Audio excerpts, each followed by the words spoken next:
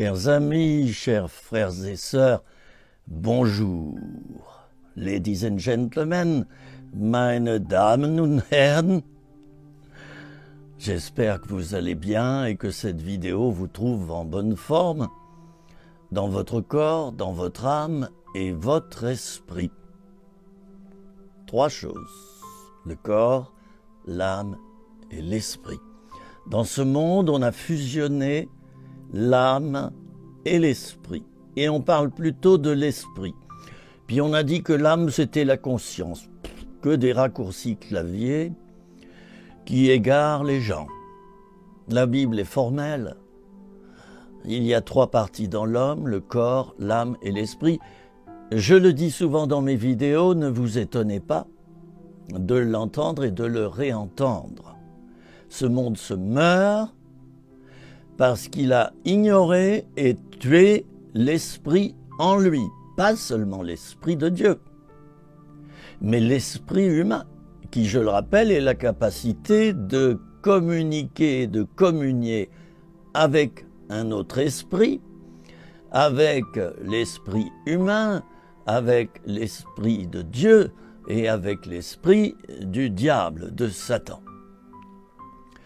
L'esprit comporte la conscience et comporte aussi l'intuition. Tout cela, maintenant, c'est poubelle. On a décidé de ne plus s'en occuper. Eh bien, faites l'essai avec votre corps. Ne faites plus de sport. Ne bougez plus. Ne marchez plus dans la journée. Restez au lit toute la journée. Vous verrez le résultat au bout de 10-15 jours. Vos muscles seront atrophiés. Et le résultat va être pitoyable. C'est ainsi que font 98% des gens dans ce monde. Ils disent qu'ils cultivent leur esprit, mais erreur. Non, l'esprit, ce n'est pas l'intelligence. Ça, c'est l'âme.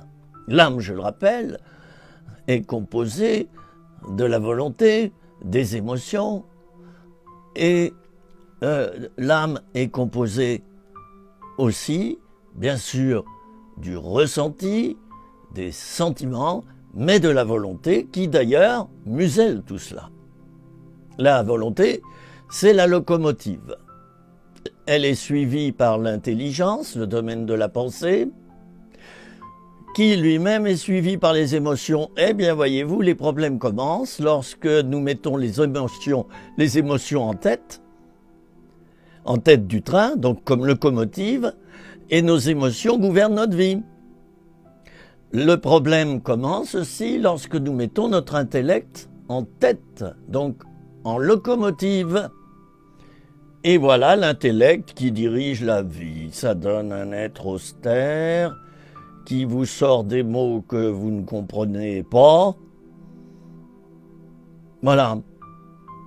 Non, c'est la volonté qui dirige tout cela et qui est en communication constante avec l'esprit. Ma vidéo n'était pas sur ce thème, mais je vous ai fait une petite piqûre de rappel, d'accord?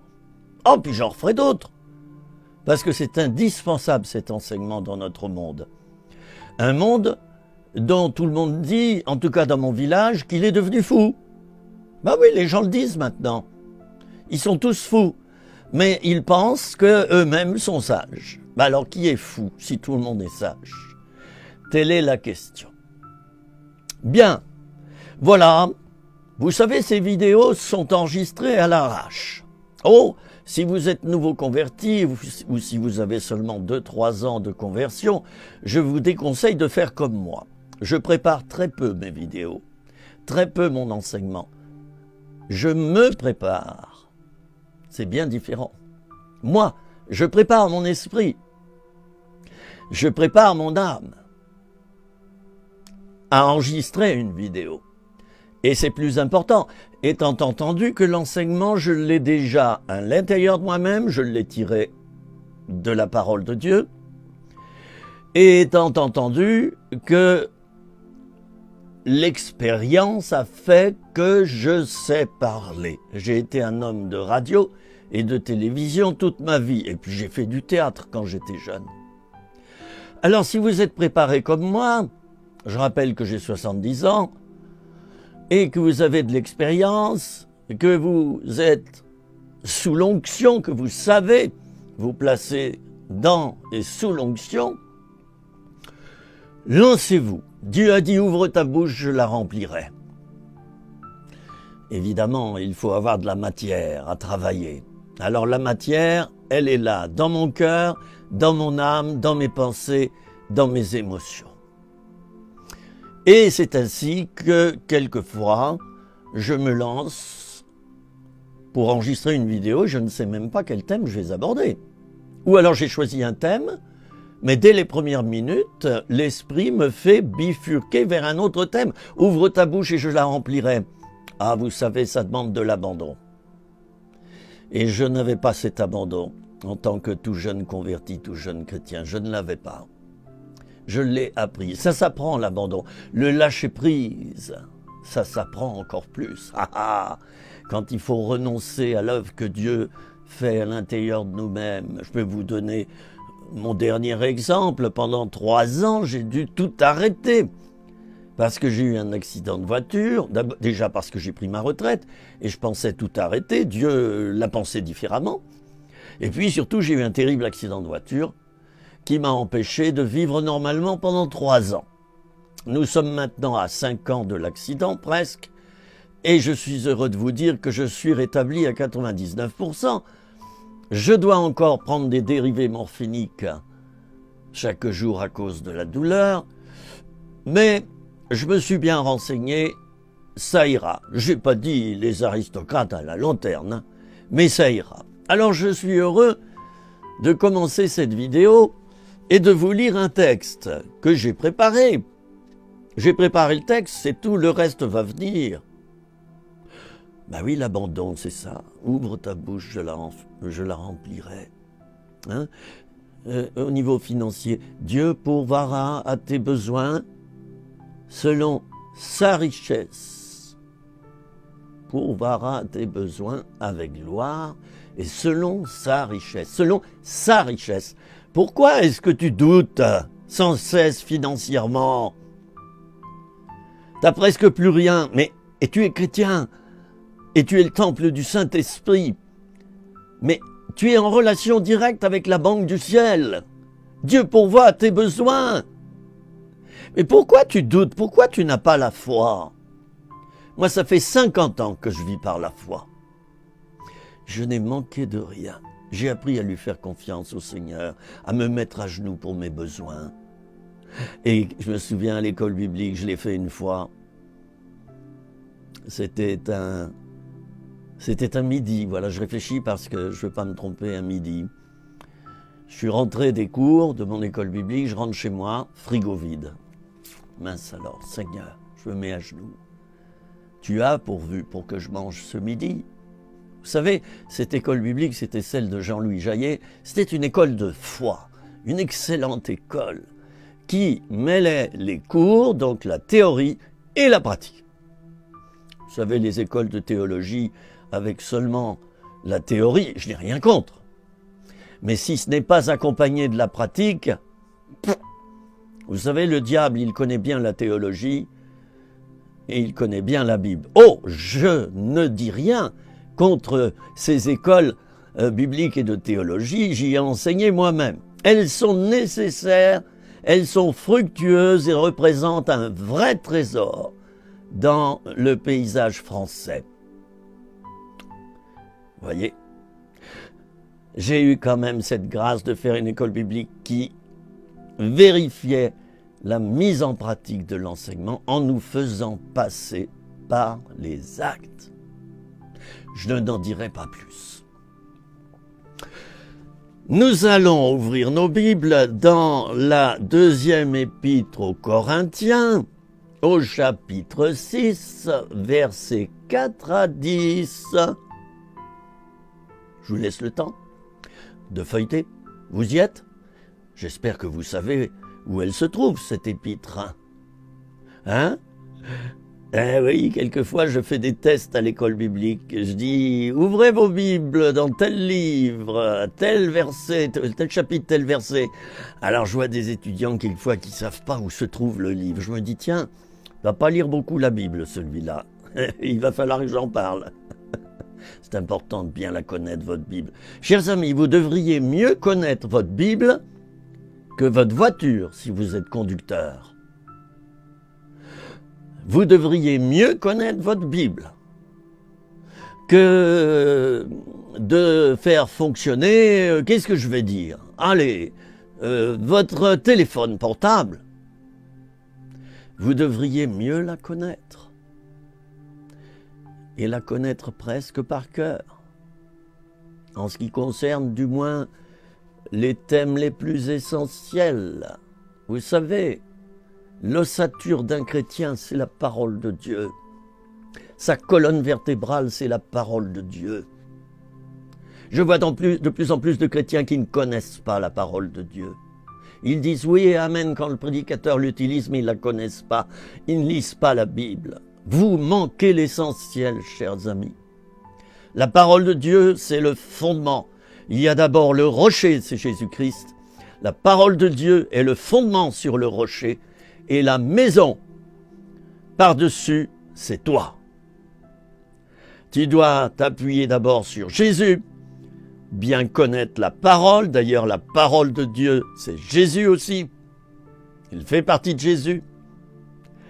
Et tout l'édifice spirituel de ta vie est monté dessus. Alors quand il y a un tremblement au niveau de la maison, quand il y a une tempête, quand les vitres tremblent, quand ça secoue, le rocher reste inébranlable et le fondement également. Voilà comment tu peux faire pour être stable, calme, paisible dans les pires épreuves, dans la tempête, et j'en passe.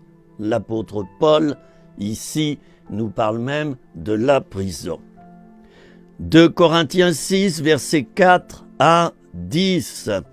Mais nous nous rendons à tous égards recommandables, comme serviteurs de Dieu. Par quoi alors?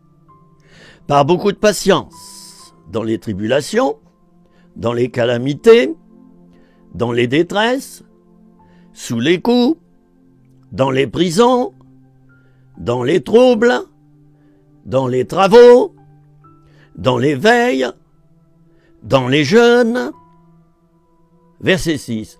Par la pureté, par la connaissance, la longanimité, la bonté, par un esprit saint, par une charité sincère, par la parole de vérité, par la puissance de Dieu, par les armes offensives et défensives de la justice,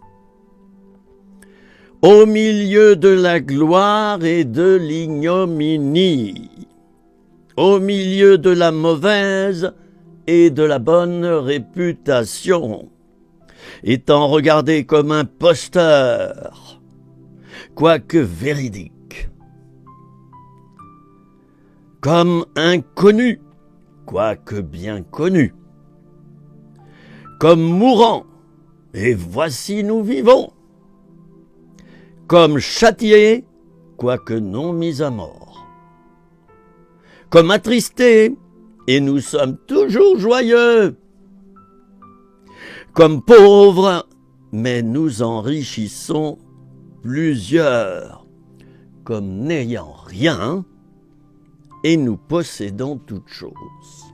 Mon Dieu, mais quel programme, mes amis, frères et sœurs. Je vous pose une première question. Vivez-vous cela? Vous voyez, je suis un peu taquin là. Hein? Je me le suis posé à moi-même d'abord. La réponse est oui, je le vis. Tant bien que mal, rien n'est parfait. Le vivez-vous cela? Ah, pas seulement la gloire, la guérison, les miracles, la joie, les cantiques, et on danse, et on met la louange à fond, et sa prédication, et les appels, et on compte tac, tac, tac, tac, combien d'âmes se convertissent, et allez, alléluia, Dieu est grand, 10 conversions aujourd'hui, 50 baptêmes en fin de mois, alléluia, amen. Mais qu'est-ce que c'est que cet évangile basé sur le chiffre? Vous savez, c'est avec humour que j'ai dit tout ce que j'ai dit. Hein. C'est pas méchant. Ne le prenez pas au premier degré. Je vous ai dit que j'avais fait du théâtre. Mais qu'est-ce que c'est que cet évangile légaliste? Un évangile calculateur, manipulateur. Un évangile qui rapporte du chiffre, non seulement financièrement, mais aussi quantitativement. Ça remplit les chaises de l'Assemblée. Nous, on est bien. Vous voyez, on est spirituel et on est une équipe de pasteurs. Ah, toujours de l'humour bienveillant quand je parle comme ça, d'accord? Ne le prenez pas mal. Mais qu'est-ce que c'est que cet évangile où tout va bien par devant? Alléluia, Dieu est bon, nous avons la victoire. Et par derrière, on apprend ceci, cela, cela. On casse les brebis, ils sont blessés. Les responsables ne demandent pas pardon pour leurs péchés. Et comme le dit Ézéchiel 34, malheur à tous les bergers d'Israël, vous paissez le troupeau avec dureté. J'en ai vu de ces assemblées, immenses quelquefois. Et je m'occupais des brebis blessées qui me téléphonaient. Ça m'a fait réfléchir, vous savez. Et leurs responsables ne m'adressaient même pas la parole, bien sûr. Qu'est-ce que c'est que ce petit pasteur? Il est bon pour visiter les petites églises. Oh, j'en ai souri, vous savez. C'est la même chose dans le commerce. Tu tiens un tout petit restaurant, mais si tu tiens un grand restaurant sur les Champs-Élysées, j'ai souvent mangé mieux dans des petits restaurants que dans les grands. Je sais que vous alliez me le dire. Qu'est-ce que c'est que cet évangile qui cache la souffrance, qui masque les épreuves et qui ne parle pas comme l'apôtre Paul, comme l'apôtre Pierre? Je rappelle que les disciples sont la plupart morts en martyrs, certains crucifiés la tête en bas, d'autres décapités. Mais qu'est-ce que c'est que cet évangile qui nous prêche le bonheur, le plaisir? C'est l'évangile du plaisir. Et qui ne nous dit pas volontairement, car il le cache, que dans la vie chrétienne, eh ben, rien n'est facile. On douille, on souffre, on perd. Celui qui perdra sa vie, dit Jésus, la gagnera jusque dans la vie éternelle. Et celui qui voudra gagner sa vie, moi je rajoute entre parenthèses, par un évangile d'abondance, un évangile de plaisir, un évangile de prétendue bénédiction parce que ça bouge et que ça remue et qu'il y a des alléluia et du triomphalisme, vous connaissez la suite. Je ferme la parenthèse. Celui-là, il perdra sa vie, celui qui voudra la gagner de cette manière. Frères et sœurs, croyez bien que je ne critique personne, croyez bien que je n'ai pas d'amertume lorsque je parle de certaines grandes assemblées, lorsque je parle d'un certain évangile, de certaines conventions, lorsque je parle de la conventionnite, lorsque je parle des gens qui sont prêts à se déplacer par milliers pour voir des miracles de guérison physique. Mais par contre, ils seront 10 si tu fais une grande convention sur la souffrance, sur le renoncement et sur la persécution. Tu auras 10 inscriptions, tu en auras 1000 ou 2000 si tu prêches l'abondance, le miracle. Mes amis, Je conçois qu'une fois on prenne comme thème cela. Hein? On fait une convention sur la guérison, les miracles, guérison physique, oui. Mais écoutez voir. Ne prêchez que cela tout au long de l'année, tout au long des années,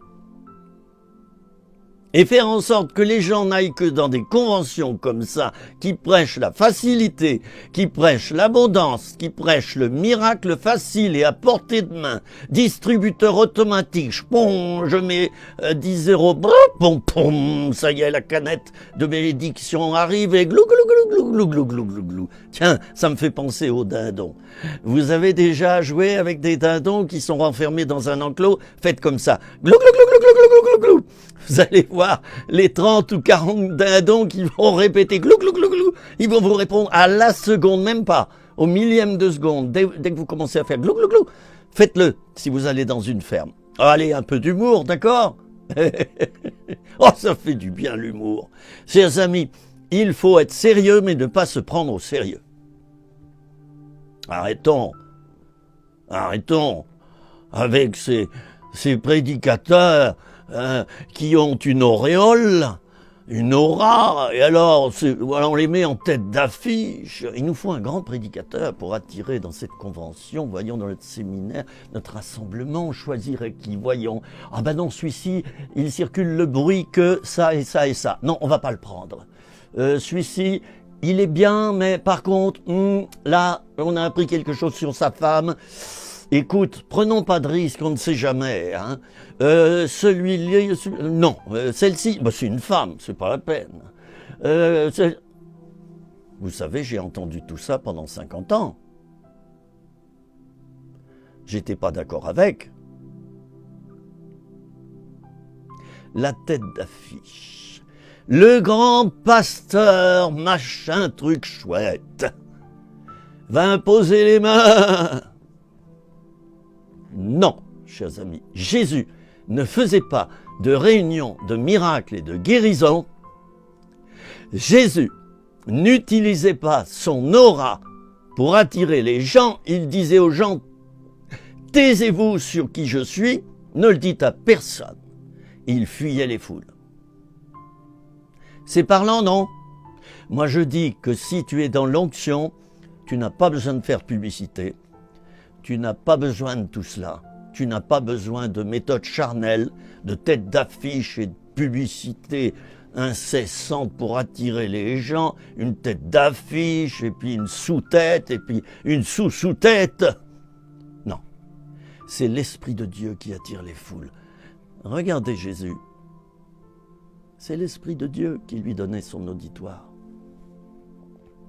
Et moi, tout seul depuis la montagne, je m'aperçois que quelquefois une vidéo est visionnée 1000 fois, 900 fois, 800 fois. J'ai commencé tout petit comme ça, des petites vidéos. Je bégayais pas, mais presque. Je sortais de ma maladie. Puis je vois que là, l'Esprit de Dieu fait que les vidéos sont de plus en plus écoutées. Je me réjouis pour Dieu et pour les personnes qui sont bénies. Pas pour moi. J'ai pas de compteur. Je regarde bien sûr qui voit... Enfin, combien de personnes regardent les vidéos? Ben oui, c'est pour savoir si ça porte du fruit ou non, c'est tout. Je n'ai pas de compteur personnel. Il se trouve que sur les réseaux sociaux, il y a des compteurs. Non, ce qui m'intéresse, c'est de voir si je suis dans le bon créneau. Voilà. Hein? C'est important. Quoique, Jean-Baptiste prêchait dans le désert. Quoique, il n'y avait qu'un seul disciple présent au pied de la croix, le moment où Jésus allait faire le plus grand miracle de l'humanité, c'est-à-dire il allait mourir pour nous sauver. C'est le plus grand miracle qu'il a fait. La croix. Ce n'est pas les guérisons physiques. C'est la croix. Le renoncement, la souffrance. Alors, je vais regarder à nouveau mon texte, hein, vous pouvez le regarder avec moi. Nous nous rendons recommandables. Comment? Avec une belle carte de visite, avec une tête d'affiche, avec une bonne réputation, avec des bruits qu'on fait circuler, avec des effets de manche, avec de l'art oratoire, avec des salles bien remplies, bien chauffées. Il y a un prédicateur américain qui avait mis une machine pour faire trembler l'estrade. C'est véridique. Ça, c'est il y a 40 ans en arrière. Et ça a été découvert. Il avait foutu un moteur dessous. Puis, tout à coup, l'estrade tremblait. Oh oh là là là là, les effets de manche, l'enthousiasme humain. On aime bien quand ça tombe, on aime bien quand ça bouge. Ne recherchons pas ça. Si ça se produit, ben, ça se produit. Moi, je suis tombé plusieurs fois dans ma vie. Comme l'apôtre Paul, avant de le devenir, il est tombé. Dieu m'a parlé plusieurs fois dans ma vie. Je suis tombé. J'ai tombé. Comment dire non à ça? J'ai pas le choix d'ailleurs. C'est pas l'Esprit de Dieu qui m'a fait tomber. C'est que l'Esprit de Dieu était tellement puissant, tellement fort, que mon sens de l'équilibre a été impacté. C'est tout simple. Et dans ce cas-là, c'est comme quand tu apprends une mauvaise nouvelle. Qu'est-ce qu'il est dit? Les gens m'en sont tombés. Hein? On dit comme ça. Oui, une mauvaise nouvelle, un décès. La personne, elle tombe par terre, elle pleure, elle s'évanouit. Ah oui, c'est pas l'Esprit de Dieu qui fait tomber les gens. C'est que l'Esprit de Dieu qui descend en eux est tellement puissant qu'il impacte leur sens, et notamment le sens de l'équilibre. Alors, on tombe par terre. Voilà. On peut aussi se retenir de tomber par terre. Alors, il faut arrêter avec ces discussions, tomber ou pas tomber, réveil ou pas réveil, et puis ceci ou cela, est-ce que c'est de Dieu ou pas de Dieu? Oui, oui, oui, éprouvons les esprits pour savoir s'ils viennent de Dieu. Oui, mais il ne faut pas quand même prendre des semaines et des mois, hein, parce que le train, il aura passé, il sera passé, ce sera trop tard après. Vous savez, la Pentecôte, quand c'est venu, c'est venu. C'est comme ça. Alors, faisons confiance au Seigneur et prions le Seigneur que s'il y a anguille sous roche, oui, s'il y a imitation dans ce réveil, s'il y a plus de problèmes que de belles choses, s'il y a plus de mauvaises choses que de bonnes choses, prions pour que Dieu le dévoile. Oui, mais c'est pas à nous de commencer à... mais manquerait plus que ça. Jésus qui dit à la femme adultère, « Attends, je veux bien te regarder, toi, laisse-moi le temps de te discerner. Tu viens d'où, toi? D'abord, présente-toi. Ah patati patata. » Ah non. Il a fait confiance. Il te fait confiance, oui ou non? Il te fait confiance? Il te bombarde de questions? Non. Il te fait confiance. Vous savez, sans la confiance, il n'y a pas grand-chose. Il n'y a pas grand-chose. L'Esprit de Dieu nous pousse à prendre des risques. Mais dites-moi, c'est risqué quand Dieu a mis son esprit en moi. J'en ai fait des erreurs dans ma vie, et des graves. Il m'a fait confiance.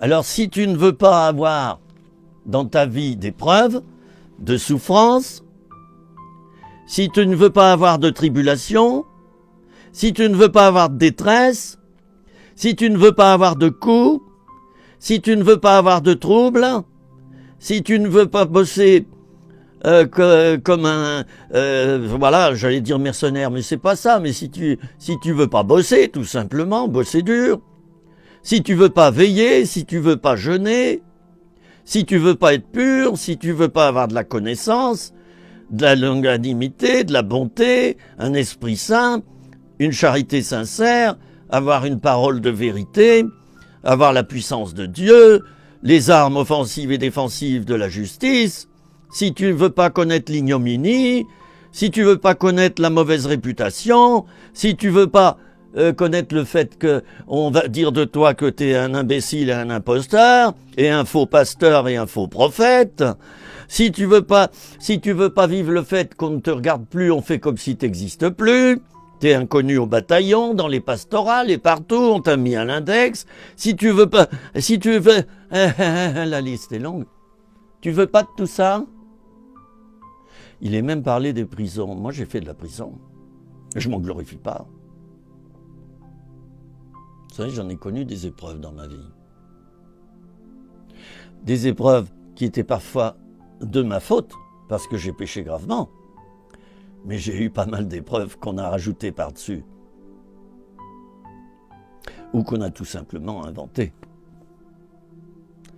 Ça fait partie de la vie spirituelle, mon ami. Si tu veux faire l'économie de la souffrance, de l'épreuve, de l'ignominie, du mensonge programmé qui concerne ta vie personnelle ou publique, si tu ne renonces pas à plaire, si tu veux une vie chrétienne aseptisée, entre guillemets, béni, n'est-ce pas? On est béni quand on n'a pas de problème. Ben non, on est béni quand Dieu est présent dans nos problèmes, quand Dieu est présent dans nos souffrances, quand Dieu est présent dans nos épreuves, quand Dieu est présent dans nos prisons, quand Dieu est présent dans nos calamités, quand Dieu est présent dans nos maladies, quand Dieu est présent dans les abandons et les trahisons, quand Dieu est présent dans les attaques spirituelles ou humaines. Quand Dieu est présent dans tous nos problèmes, c'est là qu'on est béni. La bénédiction, c'est Dieu. C'est pas le fait de ne pas avoir d'épreuves, de ne pas avoir de maladie, de ne pas avoir de problèmes, de ne plus vieillir. C'est le fait d'avoir toujours Jésus présent en nous. Il est le soleil de la justice. Il est le Tout-Puissant. Il est omniprésent.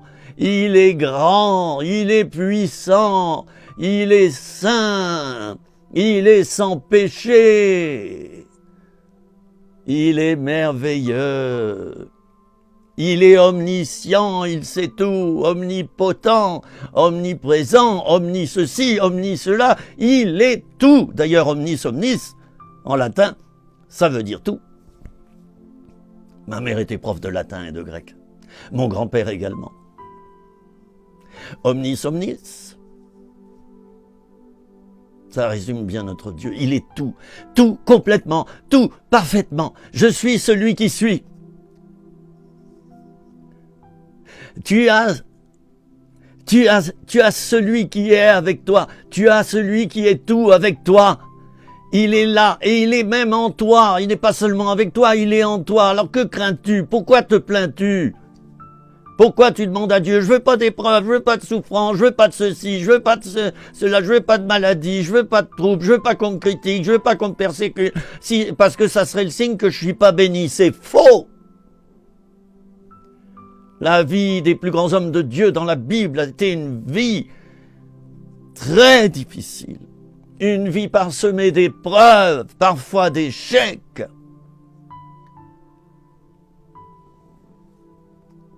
La vie des disciples, et même la vie de Jésus, crucifié. Tu veux pas la crucifixion de ta vie? Allez, avoue-le maintenant.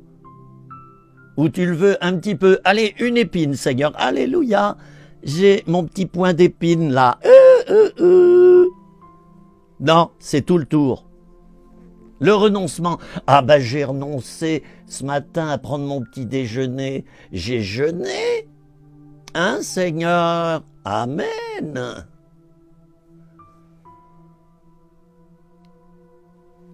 Mon ami,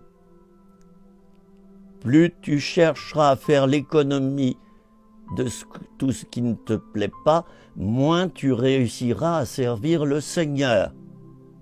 Je pense à mon frère Patrice, je ne dirai pas son nom de famille, qui est un évangélisateur, qui va dans les bus, dans les trams, je crois que c'est à Bordeaux et aux environs, et il emmène du monde avec lui et il témoigne partout, même quand il est seul, partout, le chauffeur de bus, partout où il témoigne. Il y en a combien qui font ça en France ?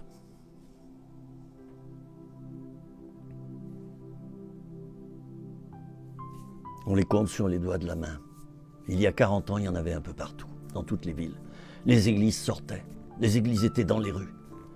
Il y a 40-50 ans, il y avait des évangélistes de rue. Et maintenant, où sont-ils ?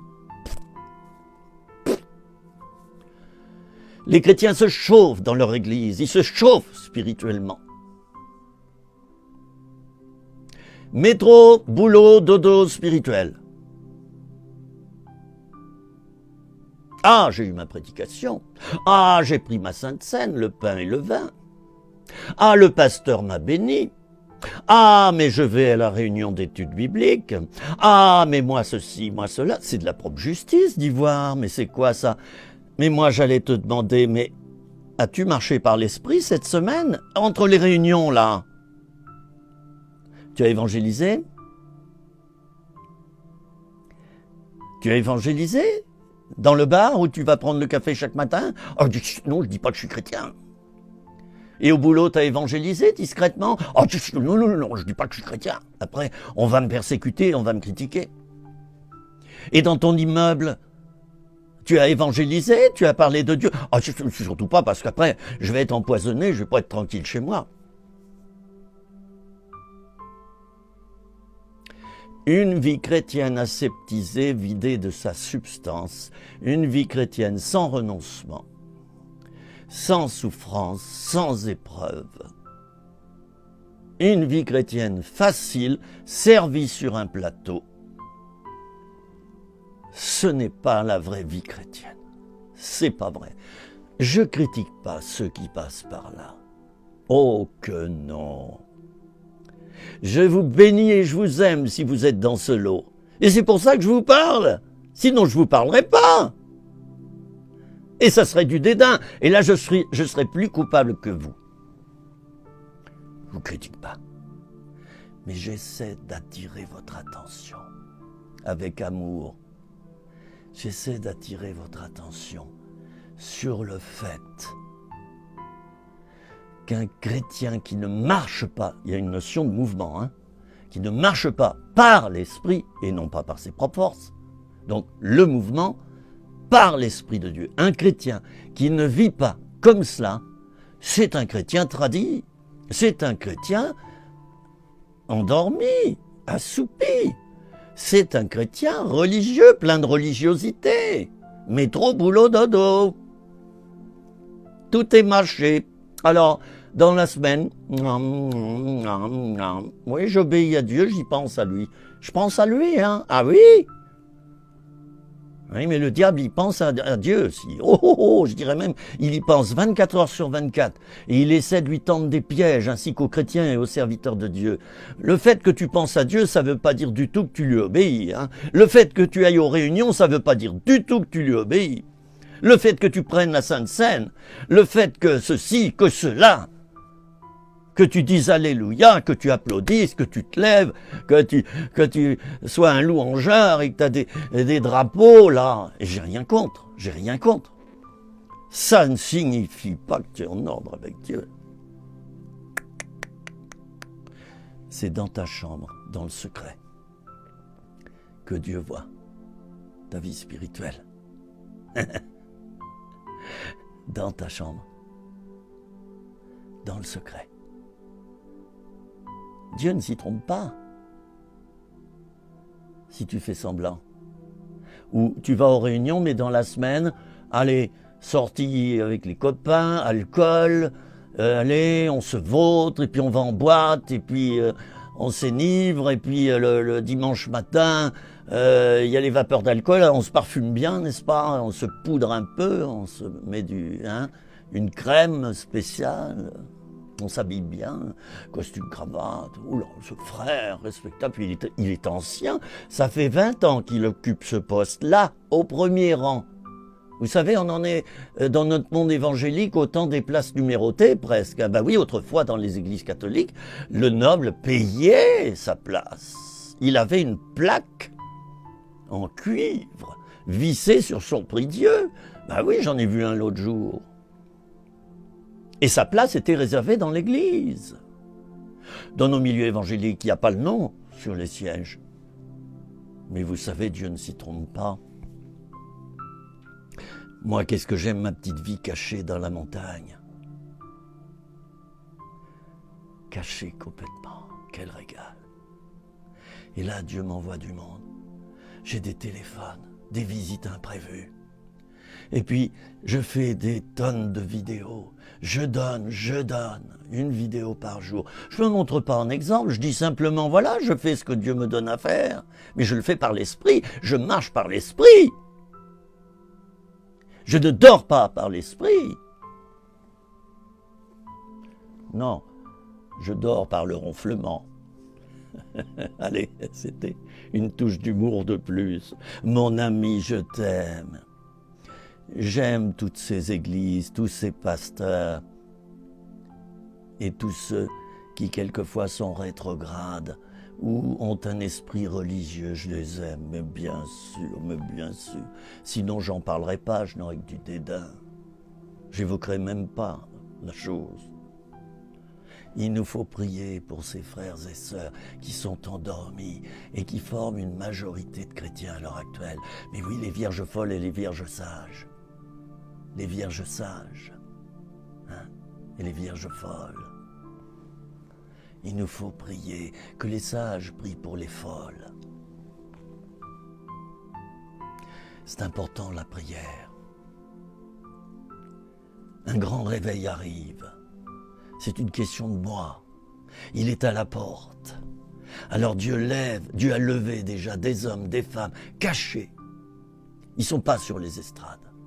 Et ce sont ceux-là qui vont apporter le réveil et qui vont soigner les brebis blessées, qui vont se convertir. Ce sont ceux-là qui vont les enseigner. Ce sont ceux-là qui vont les bénir. Mes amis, j'arrête là. J'aimerais juste vous dire, croyez dans l'évangile authentique, celui annoncé par la parole de Dieu et qui inclut la douleur, la souffrance, l'échec, les prisons, les travaux, voilà, je ne vais pas redire toute la liste. Tu plais à tout le monde, on ne te critique jamais? Oh, mauvais signe. T'es traîné dans la boue, on ment sur toi, on te fait des couvaches par derrière, quelquefois même c'est des pasteurs, je le dis avec le sourire parce que je les aime. Ah, c'est bien, ça ne veut pas dire que tu as toujours raison. Mais tu commences à être dans le bon chemin. Si tu perds des relations, mais que ta relation avec Christ augmente, ça, c'est merveilleux. Et après, Dieu va te donner les relations qu'il a choisies pour toi. Tu verras, ces personnes vont arriver dans ta vie. Nous prions, chers amis. Amen. Je ne vous entends pas dire Amen, mais c'est tout comme. Unissez-vous dans la prière maintenant. Unissez-vous à moi, s'il vous plaît. Seigneur Jésus, je t'aime.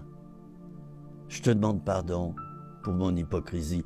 Je le fais pour moi, chers amis qui vous parlent. Je te demande pardon pour mon hypocrisie. Je te demande pardon toutes les fois où je désobéis, toutes les fois où je prends un chemin de traverse ou des prétextes, toutes les fois où je suis un tordu, une tordue, toutes les fois où je triche, où je dis que je vais bien alors que ça va très mal dans ma vie. Mon couple ne va pas bien, avec mes enfants ça va pas bien, je le dis à personne et je le vis en circuit fermé. Pardon Seigneur, interviens dans ma vie. Et surtout, Seigneur, redonne-moi la dimension de la croix et du renoncement. Je vous invite, chers amis, à baisser votre tête maintenant. Devant Dieu, pas devant moi.